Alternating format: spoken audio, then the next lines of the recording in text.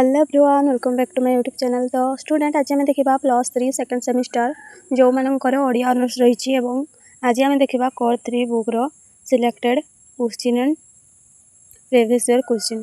तो स्टूडेंट ये क्वेश्चन गुड़ा मुझे आपण मानी सिलेक्ट करी आपण मैंने चाहिए पढ़ी पारे। आउ हाँ जो पिला माने आम चैनल को प्रथम थर आसचंती जाइकी चैनल टी को सब्सक्राइब कर दियंतु जद्वारा कि एपरी नुआ नुआ वीडियो आपण मानक पाखक जाई परिबो या पहुँची पारिबो। तो वीडियोटी स्टार्ट करबा आउ आपण माने वीडियोटी को शेष जाए निहाती देखिबे। तो प्रथम क्वेश्चन रही पंचसखाजिकर धार्मिक पृष्ठभूमि लेख।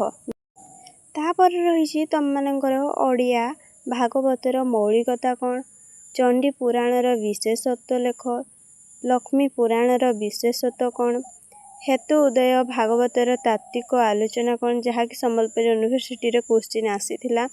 तापर रही ओडिया मालिका साहित्य को अच्युतानंद अवदान संपर्क में आलोकपात कर जहाँकि मोस्ट इम्पोर्टेंट क्वेश्चन। देन भाव समुद्र ग्रंथ संपर्क में विवरणी प्रदान कर।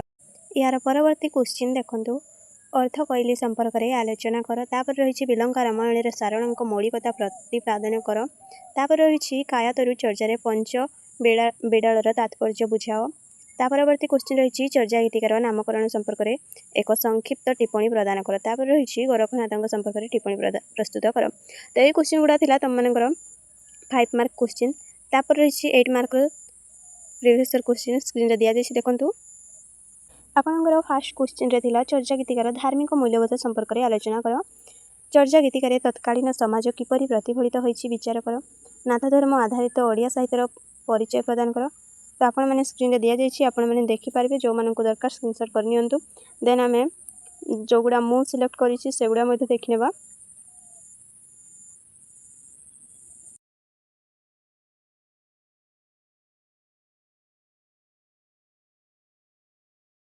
देखंतु आपण मानकर प्रथम क्वेश्चन रही जगन्नाथ दासकृत भागवतर साहित्यिक मूल्य निरूपण कर।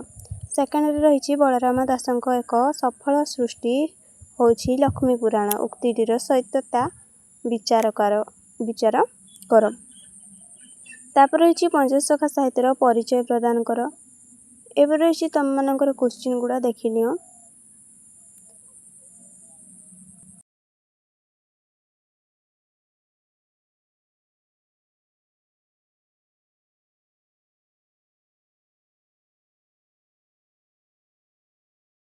आपण मानकर टोटाल 8 क्वेश्चन मु स्क्रीन रे दे दीची। और जो मानक किसी भी डाउट रहिबो कमेंट माध्यम रे जणाई पारिबे। आउ हाँ जो पिला माने टेलीग्राम चैनल रे जॉइन होई नांती जाइकी जॉइन होंतु। आउ वीडियो टी भल लागिथिले like comment share and subscribe निहाती कर देबे।